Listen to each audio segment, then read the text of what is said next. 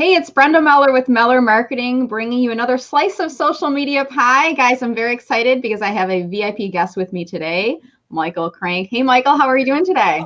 I'm excited. I watch this all the time, so to get to actually be on here is Yeah. it's a dream. It's a dream. Yeah, I'm oh, that's pumped so up. cool. It's kind of like I've heard people say it's kind of like being on live TV. It's like the what is that? Good Morning America, where the people are like holding their posters in the background, going, "Hey, hi from Michigan," There kind it of is. thing. It's a fun thing. I Yeah. know we need to get a peanut gallery behind me Yeah, next I time. know. You should have like some people, like just random people walking behind you saying hi from Michigan or promoting your business or something. That'd be kind of a fun No, thing, right? I would Well, love it next time. yeah, no, good idea. Yeah, so I'm very excited to have you on today, Michael. And before we get started, I just want to say hi to everybody who's watching us this morning. Whether you're watching us from LinkedIn Live or you're watching us on Facebook, we would love it if you could please drop a comment below and just say hi, good morning. If you know Michael, hey Michael, it's me, Brenda, kind of thing. Give him a shout out.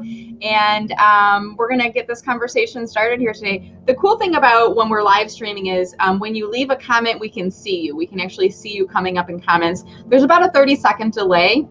So as I'm mentioning to leave comments, as soon as I see the first one, I'll pull it up on screen to show you guys, because we'll give you the opportunity to say hi to us. If you have questions as we're getting into the conversation today, you can leave questions as well. So here's our first person. We're international. We have CA Ashish joining us from India, Michael, and I know there are others that will be coming into the comment stream as well, but I just want to show you guys, I'll be pulling your comments up on screen here. Jeff Laskowski joining us as well. So we've got many people that'll be watching us, and I'll encourage you guys throughout the session, leave your comments. If you have resources that can add to the conversation, please drop those in here as well. All right, so as we get this conversation started here this morning, Michael, I'm trying to remember where you and I first met, and I think it was we connected online first and then we met in person. Do you remember for certain though? I remember like it was yesterday. Honestly, I was hearing your name everywhere, just through like our Tarpuzian, the Detroit Chamber, just all these different places. Your name kept coming up, so I said to myself, I need to connect with Brenda, and so I LinkedIn messaged you or sent you a LinkedIn message, and then I tried to invite you to lunch at Fogo de Chao, where I was then working, because I really wanted to get to know you. I mean, I always try to take pride in getting to know people that are better than me at certain things, so I can sort of pick up some tools of the trade, and just I want to know great people. And honestly, not trying to brown nose you right now. I wanted to know you, so we had lunch, and it was incredible. I really enjoyed getting to know you. Oh, well, that's very flattering. And I was joking with you in the pre-call because I was trying to remember, and we were talking about this a little bit. I'm like, do you remember where we met? And you were telling me this, and I'm like, yeah. And then you met me in person. You're like, well, you're not all that great. You're just okay. Hey, But there's so many names I think that you mentioned when you were reaching out to me and R.R. Tabuzian and some other folks. And I'm a big believer that like attracts like, and especially when people reach out to you on LinkedIn and they're authentic in their approach. They're not just looking. I didn't feel like you were reaching out just to sell to me or to take from me, the knowledge. I felt like you had a genuine interest in networking. And I was like super flattered because you're like, hey, I work at Fogo de Chao. Do you want to come over and we could have lunch and chat and get to know each other? And I was like, wow, I've always wanted to go to the restaurant. And you're like, lunch is on me. I'm like, sure, let's go over. And we had a cool experience. I unfortunately haven't been able to get back there since that day. The world kind of happened and everything. But it was great to learn more about your business, your background. We had a great conversation, and and then we had the chance to meet each other in person. And since then, we've seen each other at a couple different events too. yeah, I know we see each other all the time. It was funny. It was like I think it was my last week, really last maybe 2 weeks at Fogo de Chao, because I was in the process of interviewing for the Royal Park right when you came in, which was pretty neat. So you actually, for the world, Brenda did help me negotiate my salary a little bit. So sorry, Sue, and sorry, Janet. She gave me some pointers. I was back in the day. I was nervous. I didn't know my worth at the time, because I was new. I was still building my confidence up as like a professional, because I worked for a family business most of my life. So you would always ask yourself, am I doing good here because I'm in a family business, or I didn't have my swagger yet. So you helped me sort of find my voice and really just trust in myself. So I'll always be thankful for that, truly. That is just really great to hear. And I'm muting my microphone a little bit. Are you hearing background noise right now, Michael, as we're talking? I do. So you want to hear some funny things so that, we're all kind of working from home. We've got a tree trimming company outside. And I was like, I kid you not, they arrived at 8:30 this morning. They've been like trimming things down. And what's that movie, Fargo? I always think about the tree, whatever that tree thing is. And they've got one of those machines out in my front yard right now. And they're chopping down trees, and I thought they were done before we got on the call, and they're starting up again. So I'm going to mute a little bit as we go throughout in here. Apologize for the background noise. But going back to your story, I've always believed that salary negotiation should be a win-win for candidates and for employers alike. And part of the philosophy I shared with you is the goal of an employer in that situation is to get you for the lowest market price possible. And your goal as a candidate is to try to get the best or the highest price possible, because that's the base that you're working off of for your future reviews and performance increases and all that other good stuff. But many people just don't negotiate, and they don't know that they can, and they feel like it's a rude thing to do. But when you approach the situation with data, and you know what your market value is, it's perfectly okay to ask the question. And I know for me, early on in my career, the first time I negotiated salary, I was like scared. I was like sweating bullets, crazy. Like, why would I ask for this? It's such my dream job. But when you get something from the salary negotiation, you also gain confidence. And then going into the situation, you want to prove yourself to that employer that you are actually worth that value. So the employer is definitely getting something from that situation as well. You're not feeling like you've accepted a position that's below what you feel like you should be paid, and then you're not going to give that 100% to the job. So your employer is actually winning through that situation, and you're winning as well. It's a win-win all around. Exactly. One of my other mentors, Jim Cooper, he told me, if I hire a salesperson and they don't negotiate, I didn't hire the right person. So that was really eye-opening as well, because I'm in sales, so I need to, obviously you should have some negotiation skills. There you go. Back and forth game. So that was another sort of justification. It was nice to hear. Yeah. So while we're on the subject, you talked about you're in sales. So why don't you take a few minutes, describe for people who you are, what you do, what the Royal Park's all about. All right. So my name is Michael Crank. I'm a lifetime sort of hospitality guy. I always tell people I came out of the womb sort of catering parties and working in this industry. My family owns Crank's Catering. For a long time, I was the vice president there, working with my uncle. But then I decided that I love family and I love business. I just don't love the two together. So I started just sort of exploring other opportunities. And then from LinkedIn, Fogo de Chao came about.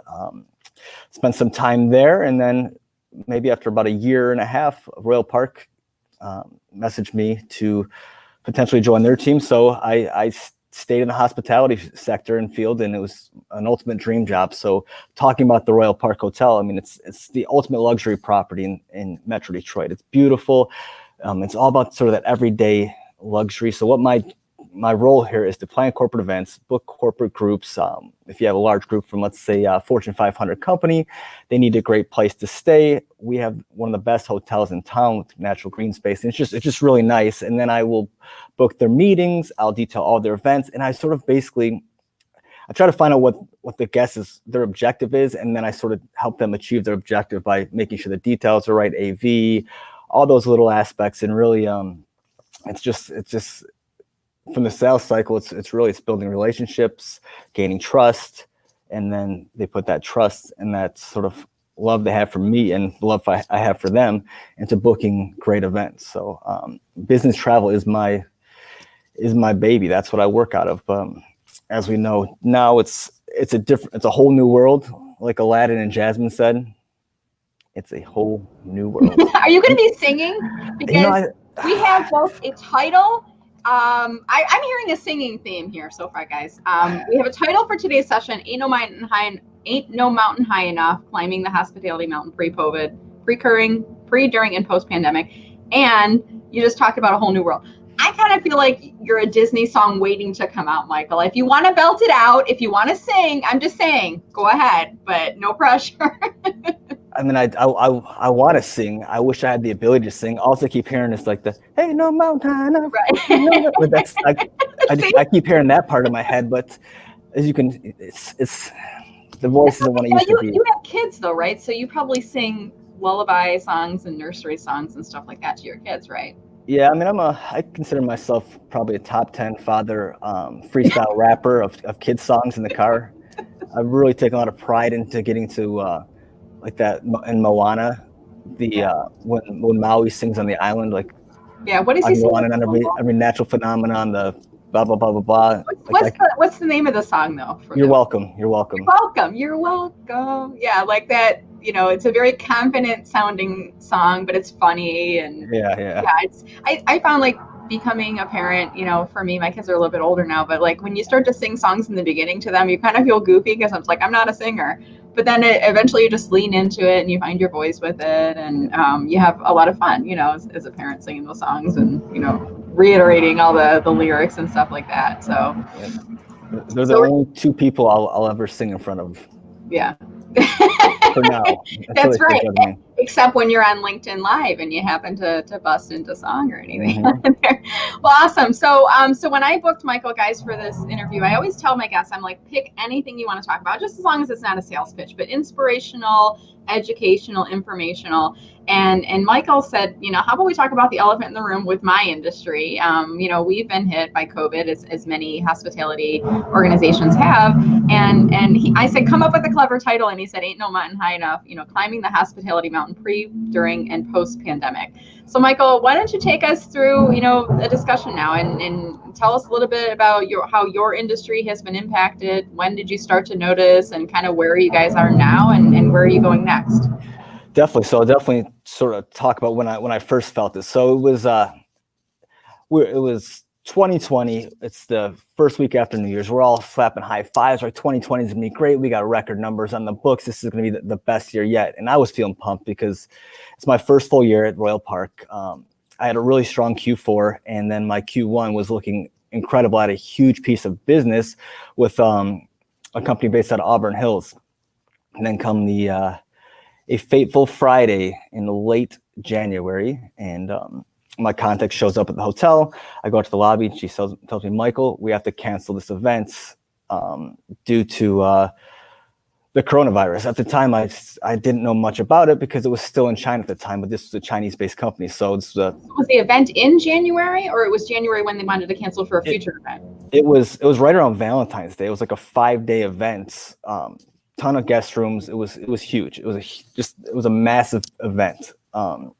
And they canceled about 2 weeks out because of Corona. So that's when I put it on my radar. Then I was doing all my homework. I was studying. I was just learning as much as possible. And then as it hit the States, as soon as it hit the States and the CDC and everything was starting to close down, everything just started falling off the books. We went from massive numbers to absolutely nothing for really March, April, May, a little bit in June, but barely anything because we can only have events of 10 or less inside. So did you guys close down during this? I mean, was there a shutdown for you at all, or was it just skeleton staff? I mean, are you considered an essential business, or tell us a little bit about that? we could be considered essential businesses because we could hold first responders. So we closed down. We are the first hotel, I think, in Metro Detroit to close down. We just I think we were way ahead of the game. One, because we lost that piece of business in early February, so we were on it, and we made it a point to try to get out in front of it early. I actually had a post, like I put an elephant in a room, a guest room. My goal was to post like our response to COVID like that, but then it didn't feel right because there's too many people losing lives. But at the time, I didn't know how serious it was. But yeah, we were the first to close down for 2 months, and during that 2 months, our executive team was here, just being proactive, getting the safety and sanitation procedures in place, having a plan. I credit Sue Keels, my general manager. She had a 3-phase plan before it even happened. Just the timeline moved so much faster than we thought. So she had a three-phase plan, and we hoped we didn't have to furlough anyone, but we unfortunately did, and I was one of those casualties of being furloughed for 8 weeks. But furlough was kind of like a laid off status. Yeah. Right. Yep. And it means with the intention of coming back when businesses pick up. Do you know, with your leadership team, I'm curious, we've had some conversations with other guests about SWOT analysis, strengths, weaknesses, opportunities, threats. And I mean, we know there's certain cycles within the economy, but pandemic is kind of like, something that nobody ever really had as a possibility. and how to account for that. And I imagine, there's probably some contingency plans or processes that you guys have in place for sweeping the area and cleaning the area when you have, somebody sick in the area or things like that. But was there a plan in place, or did they have to kind of quickly create a plan for how to deal with the situation? There definitely wasn't a plan in place for a pandemic. Once we started getting wind, like with that group, we started putting the plan together. So I think we were way ahead of the market on that. And then now we're sort of living that plan right now, and we're adjusting it because there's been so many times, like I think 2 days before I got furloughed, I had this full plan of how we're going to get through this process. But then there's a news conference and everything basically closed, and my plans have become garbage so quick. I've had I was in the middle of a meeting one time a few weeks ago, had this plan to maybe do some offsite catering or something for groups of 10 or less. Sure. And then we were able to open restaurants like right during that meeting. So it just sort of killed that plan right into place. So we've had to adapt so quick, so frequent. And it's really, I credit our great leadership for being able to adapt quick and just trusting people like myself to adjust the plan and empower me to be part of those decisions. Yeah. And it's been, you talked about, the topic here, ain't no mountain high enough. I mean, it's like, it has been a mountain of, this whole thing. It's like, you look at, I think about you looking up at a mountain, you're going, how am I going to climb that? And then sometimes when you're at the top of a mountain, you're like, how am I going to get down from this? There's so many parallels to, I think, what you guys have probably been experiencing. But I see, I think the Royal Park has such a great reputation in Metro Detroit as being a premier destination. I know I've attended, and I've seen some comments coming in from others as well. I've attended so many great black tie events over the years and networking events. And I think, Michael, I bring my kids out to the restaurant. What's the name of it? Park 600. What was it? I'm sorry. Park 600. Park 600. So yep. Park 600, I take my kids out there once a year. We try to usually go sometime in January, sometimes it's on Christmas break or something, but we go out there and I'm like, order anything off the menu. They always get the hot chocolate with all the fancy stuff on it. And we get like the beignets or something really cool from the menu, things that they haven't tried before. And we're in Fraser, so it's a little bit of a drive to come out to Rochester, but we go out there and we usually try to coordinate it at the same time you guys do the giant gingerbread display in your lobby. And it's an event. It's a destination place to go to. You guys aren't just check the box hotel conference facility. You are a destination, and you've built up such a great reputation in the area, both for customer service and your approach, and your food's good, and everything. So to make a decision to shut down, it's definitely it's hurting the business. But I think what I heard you say is you made the decision. Your team made the decision pretty quickly. It was probably in the best interest of not just the staff, but also community, and trying to cut down on the spread of the virus early on, right? Yeah, I think it was the right decision. It just had to be done. There's no real business on the books, but just bringing all these different people in from different countries. We do have to start thinking about the community as well, because it's not just about us. It's about the business, the employees, the community, everyone. So you have to be mindful during this whole pandemic. Yeah, the whole process itself. Mm-hmm. So, part of your business is you've got the hotel, those are accommodations for bringing in guests, and sometimes it's individual rooms and it's banks of rooms for events. You have the conferencing facility, and how many people do you hold there? What are the sizes of groups that you guys would host at full capacity, obviously in an open economy situation? Full capacity. Oh, that's just thinking about that just brings a tear to my eye. I know. Thinking back to the crowds, I remember like being in the atrium area before they opened the doors, and it was just like packed people, shoulder to shoulder, having our drinks and networking, appetizers. I think back. I sometimes look at the pictures right now, Michael. I don't know about you, but I'm like, oh my gosh, that's not social distancing. Nobody's wearing masks. It's weird. Kiss those days goodbye. So you can fit about 800 to 1,000 if you're at full capacity. It really just depends on the type of event. If it's like something like a cocktail style event where you don't need a ton of seating, you can easily fit 1,000. But 800 for that traditional banquet with the round tables and everything like that. So we can't wait to get back to those days. But right now we are stuck at 10. 10 is the capacity. So are teams coming to meet there? Are they doing like any offsite meetings or anything yet? Or are you booking groups of 10, or what's happening right now with that? Am I booking groups of 10? Yes, not a lot of them, I'll be honest. There's a lot of companies aren't feeling comfortable with that. So sort of, I think I've had 2 or 3, honestly. I had a group earlier this week, and we're just trying to pivot and be creative because it's all about the, we're just trying to create that sort of staycation feel or type of events that people feel safe coming to. Like we have the Creekside Cabanas, which I came up with, which are sort of like my babies. I don't want to get sales pitchy, but they're like an outside. What is it? No, it's okay to get sales pitchy because I'm kind of curious because I remember you posting. Weren't you doing like some Facebook Live videos or something?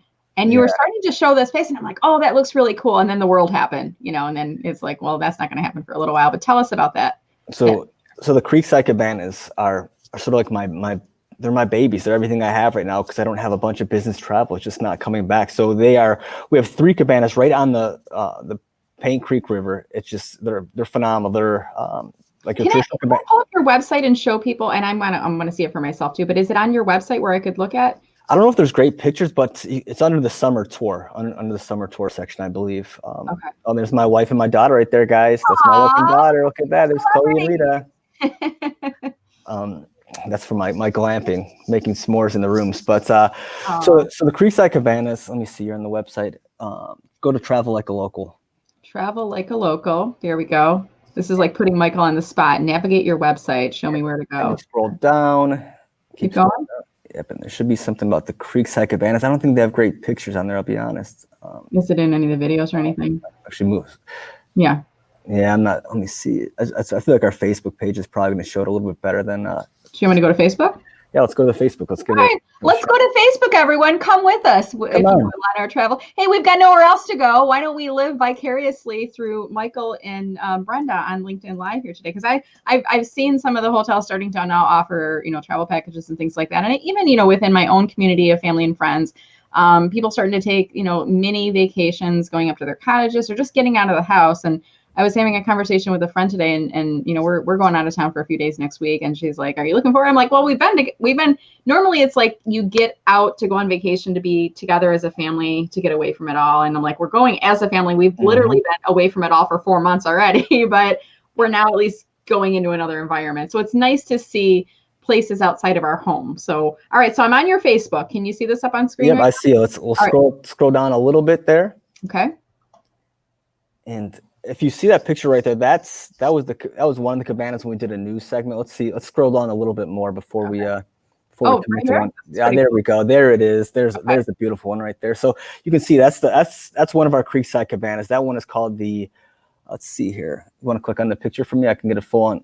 That looks like that one's called the Creekside Cabana. So on the other side of that cabana is the Paint Creek River. It's so majestic. The way I'm talking to customers is, when you go to a massage and they play that rushing water behind you, you hear the birds chirping, and it just you hear nature. Like that is truly, I feel like, where they went to record that sound.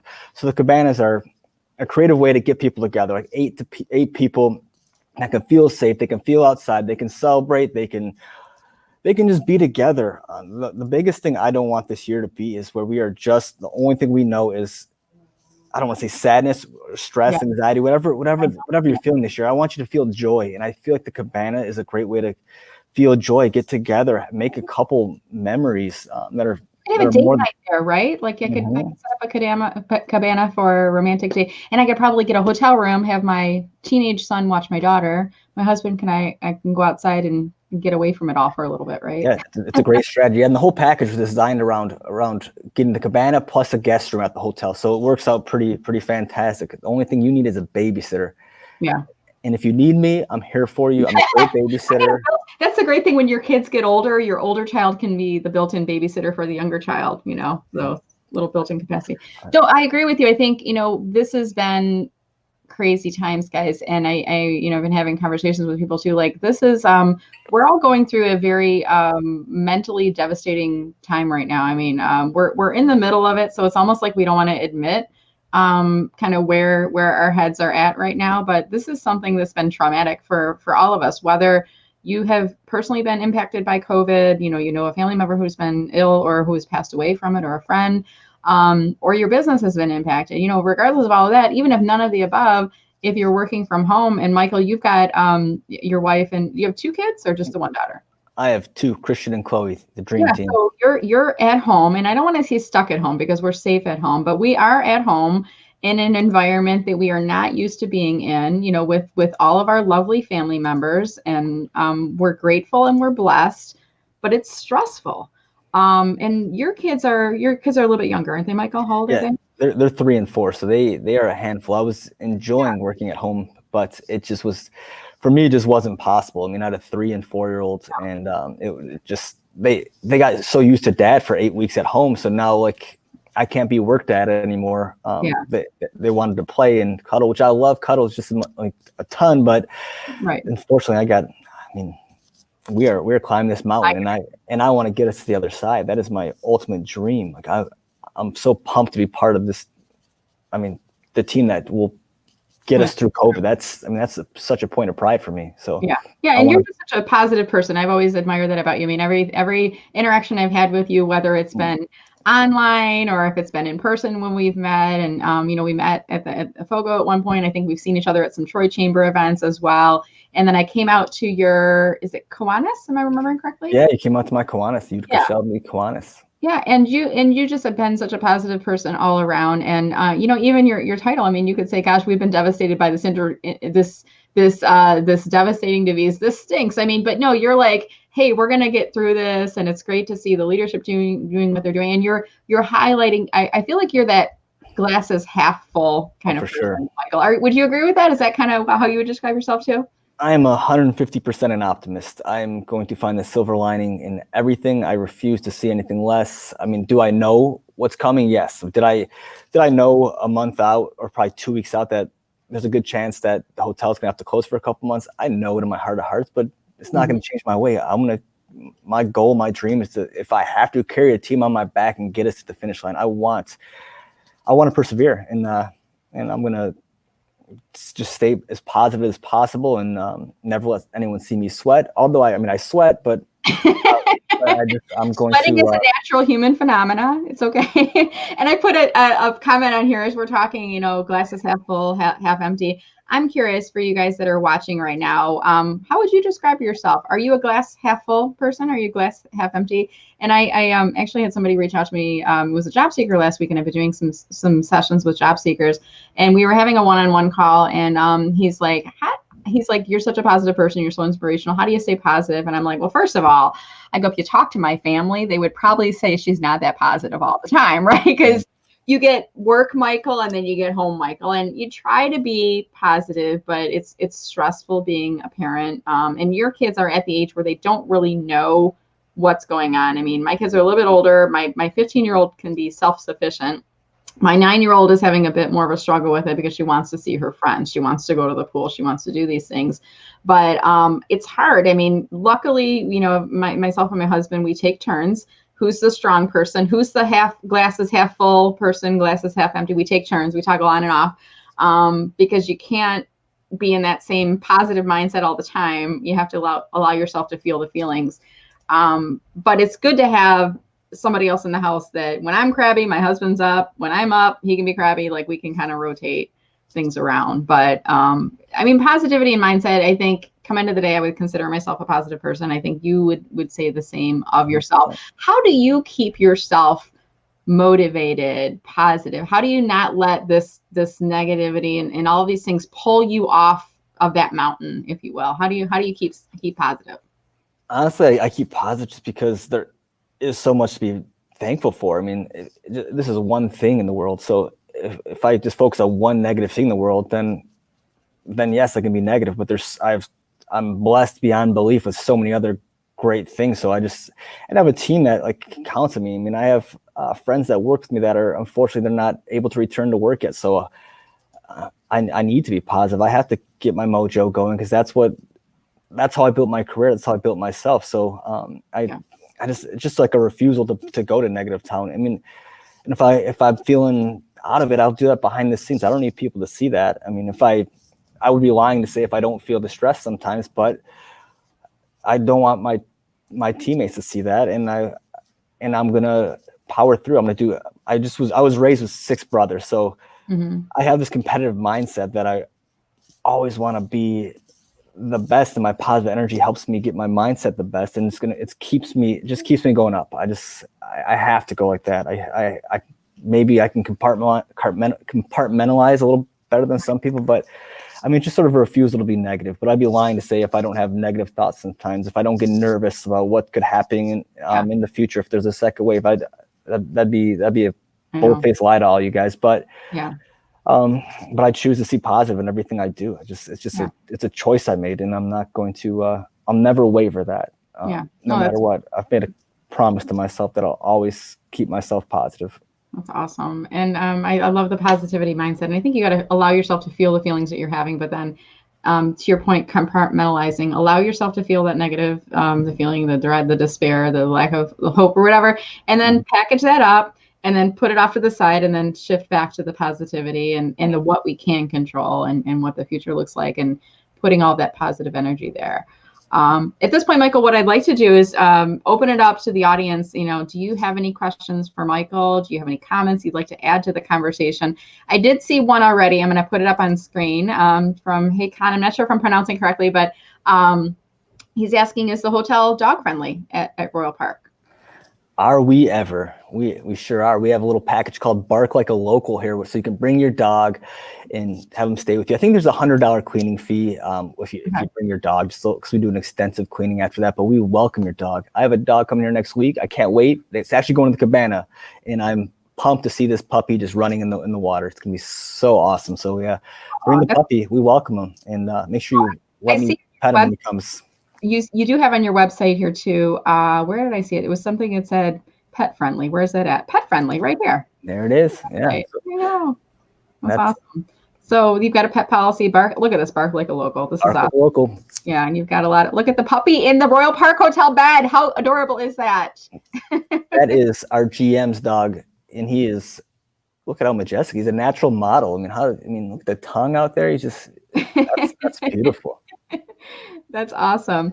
And Haycon mentions emotional support dog, and we don't have any pets right now. We've been debating about, adopting, and we've put in a couple applications, but we have some specific criteria we're looking for. And I've always kind of wondered about the emotional support dogs. I imagine with everybody that's working through things right now, emotional support dogs are probably on the increase in terms of demand, just because of the stress of the situation. And it's if you have anxiety, it's probably exacerbated by kind of what's happening in the world right now. And there is a lot of negativity out there, right, Michael? You got to kind of shut it out, right?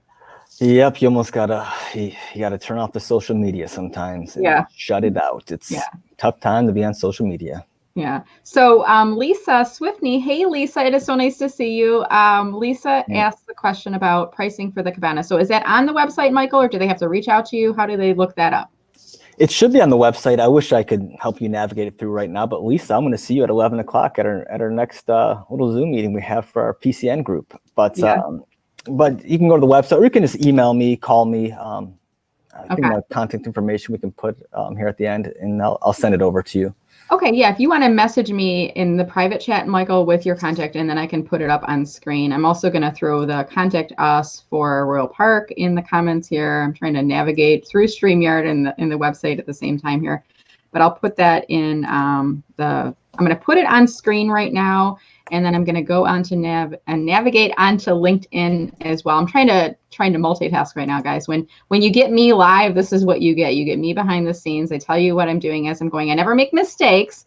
I have learning experiences. You're so perfect. My learning experience here is to have the web pages open in the background so I can quickly navigate to the different posts and drop links in. So I just put the contact us link in the LinkedIn stream, and it's up on the screen right now if you guys want to learn a little bit more about that. All right, so then Michael, you just put in chat here as well. I'm going to drop his comment up on a banner here. This is email address. Let's see. Put that up on screen. So if you guys are looking for more information about the Royal Park, and for those people who are not familiar with Metro Detroit, where is the Royal Park located in proximity to Detroit? If you could describe that for us. So we're in downtown Rochester, probably I would say 25 minutes from Detroit, off 75 M59. We're right off the expressway, probably about 3 miles off the expressway. So not too far. Really close to Auburn Hills. We border Shelby Township and Auburn Hills, I'd say. And I think of Rochester as an upscale type of a community, and there's not many hotels in town that are like yours that are kind of premier destination. Like I said, destination. That's the. It's not like It's not like a Motel 6 or Red Roof Inn. It's a like this is a place you go to for an experience, for the food, for the service. And I can't say enough about like I said, I've been to a lot of events at Royal Park in the past. It's a great facility. You guys do such a great job taking care of your guests. So we're kind of going to start to move into wrap here, Michael. Actually, I'm going to put one more question up on screen. Jeff is asking here. Can you talk about protocols you have for meetings?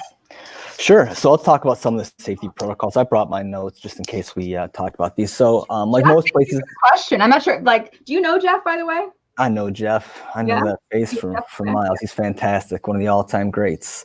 So we have for the meetings, we are socially distancing the rooms.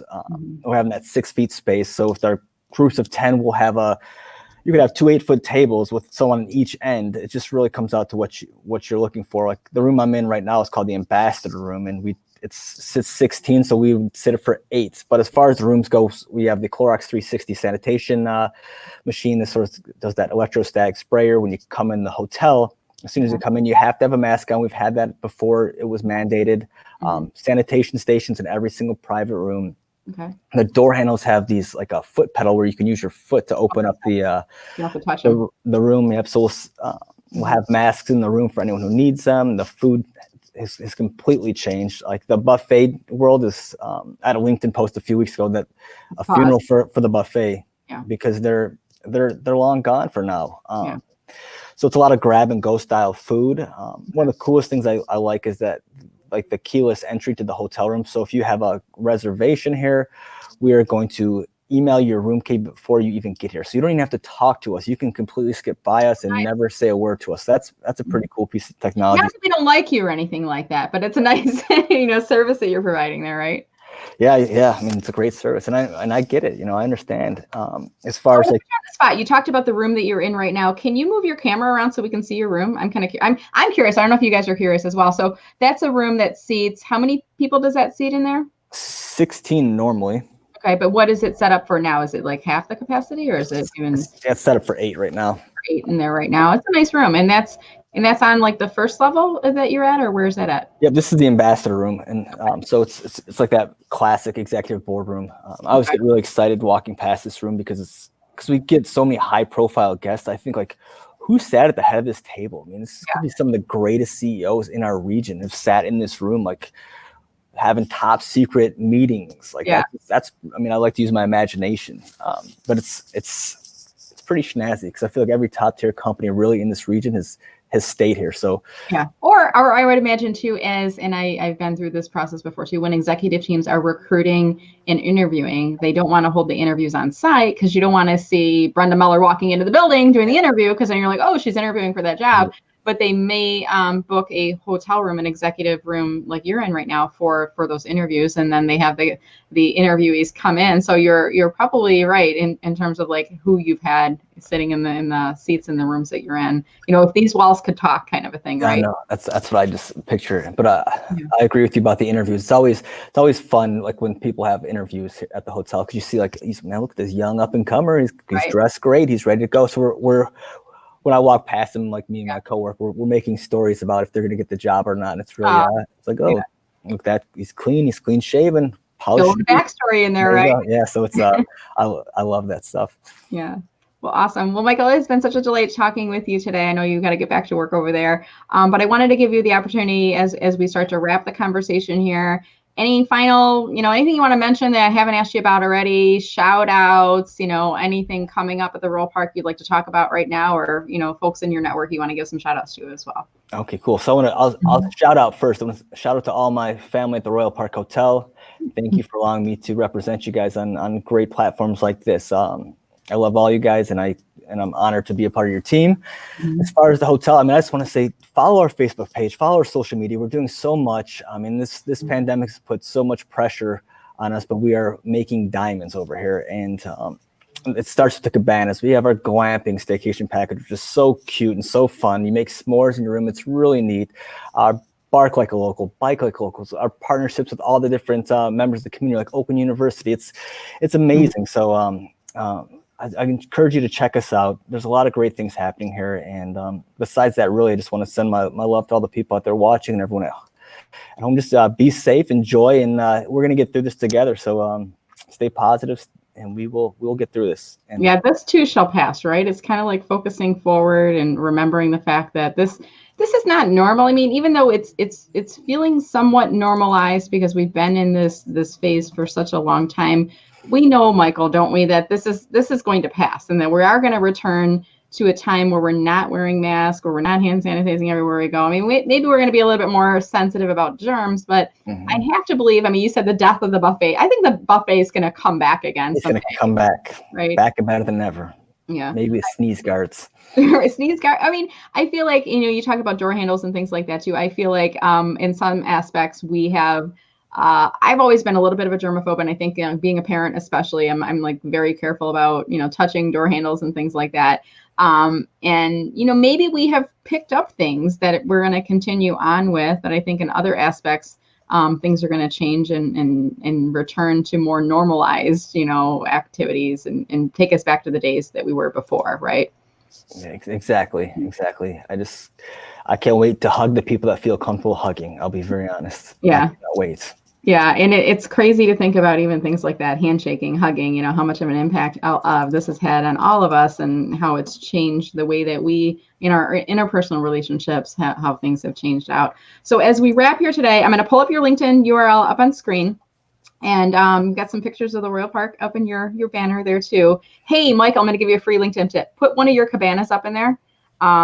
In place of one of those other photos in there, because we're talking about it. And I think right now what you're seeing is a return to, I think we're taking care of ourselves first. We're still a little nervous about going out for team meetings and retreats and things like that. So the bookings will happen, but at some point in the future. But put a cabana up there, because that would be a really nice little conversation item for people. And especially after this interview. Listen, you come on the interview with me, you get free LinkedIn marketing advice. Look at that. That's right. I love it.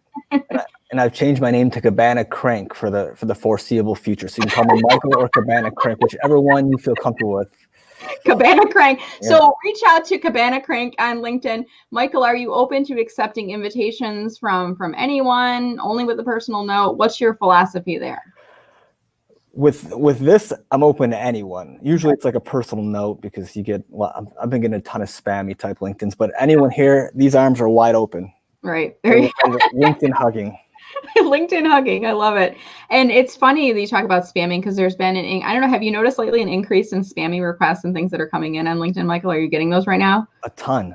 Yeah. Every single day, it's a ton of them now. I mean, I was feeling like popular, like special, but then I realized every one of these is spam, Yeah. I mean, a lot of people are getting them right now. What I've been telling people to do is, if you're getting the spammy looking invitations coming in, report and block. If the profile looks like it's a fake account, report it and block it. It's kind of like weeding the garden. It doesn't prevent future weeds from growing, but it does at least get those ones that we're already noticing out of the situation. What happens when you report profiles to LinkedIn that look like spam? They will investigate them, and if they agree with you, they will wipe that account off.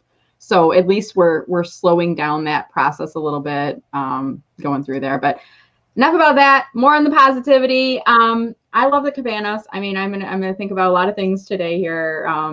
Michael focuses on positivity, positive mindset, the team approach. There were so many positive things. I would love it if you guys, before you leave here today, if you could leave a comment below and just share with us, one takeaway, something that you learned from the interview. And then please click to share the video. There were so many positive things in the video.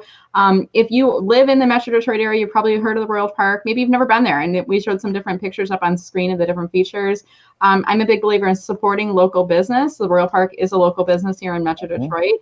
I like Michael. He's a good guy. I want to support him in his business as well. And, as things start to pick back up, all along people have been trying to support local, but we're going to start to return to staying in hotels and, outings and events and things like that. Is your restaurant open right now? The 600 restaurant, is that open yet, Michael? It's open. Yeah, we're alive and well, operating at 50% capacity. We have like some of the greatest outdoor space in this whole entire state. I truly I can't say it's a fact, but it's so nice. So check out our outside the terrace. It's phenomenal. You guys can feel safe and sound and eat good.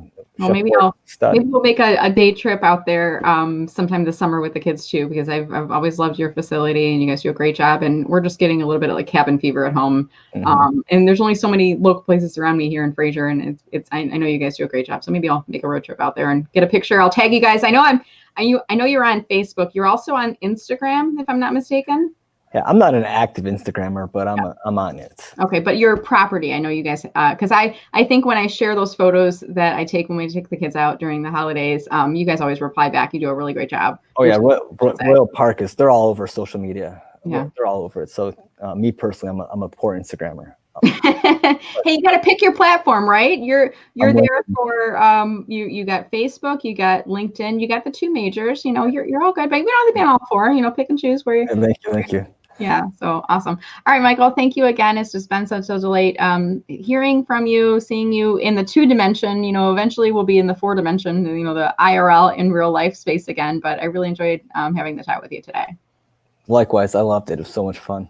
Yeah, you did a great job. All right, guys. Well, we're going to wrap here today. As we do that, I want to remind you, you know, again, please click to share the video as you leave the session here today. Share the message with others. And then also, please go to mellermarketing.com/subscribe to join my VIP email list, where you'll get notification about upcoming LinkedIn live interviews. I also send out free LinkedIn strategy tips, and I tell you about my upcoming virtual events as well. So definitely check that out. All right, guys. I see the tree. People are starting to get loud again outside just in time. Do you hear it? Do you hear the buzzing in the background? I hear it. And I'm starting to get hungry after talking about all these foods and everything too here, Michael. So we'll wrap here for today. Everyone stay safe and stay healthy, and we'll see you around. Take care. Bye, guys.